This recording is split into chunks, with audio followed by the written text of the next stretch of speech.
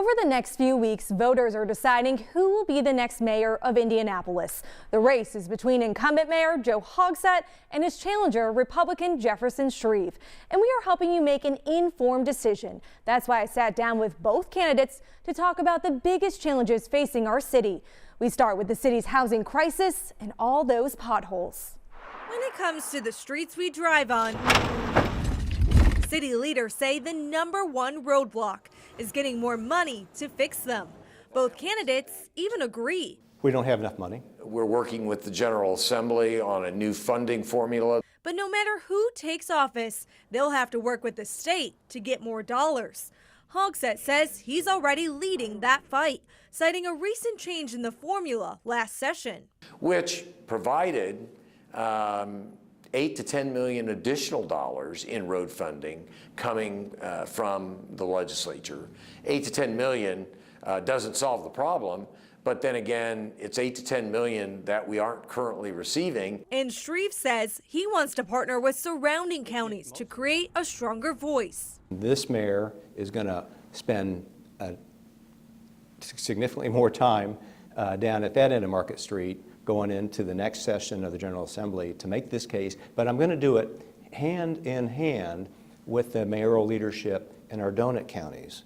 And when it comes to living in Marion County, what do you think the lack of affordable housing here in Marion County is doing to our city, to our communities, to families? It leaves families oftentimes one missed paycheck away from hitting the wall. Shreve's plan is to add more homeownership opportunities. The Shreve administration will work with the banking community and the number of federal programs to encourage that under the Community Reinvestment Act, more and more of that home ownership. Hogsett said he wants to continue his promise of creating more affordable options, especially downtown. Is there anything that we're not doing now as a city that you want to do in the future? Besides commit to building more housing, that's the answer. It's just pure and simple. From the roads we drive on to the money coming out of our pockets, those are just two of the main issues facing the next Indy mayor. And we know one of the most pressing issues facing our city is public safety and gun violence. Both candidates made it the cornerstone of their campaigns. And this is what they had to say. What do you think gun violence is doing to Marion County communities right now? Gun violence is driving people out of Marion County communities, impacting the lives of too many people. Gun violence is the cornerstone of this mayoral race. Homicides are down about 10% from last year, but they are still above where they were before the pandemic. Democrat Mayor Joe Hogsett believes his strategy is working. Progress is being made and the numbers are going the right way. But Republican challenger Jefferson Shreve disagrees, saying those numbers are still too high.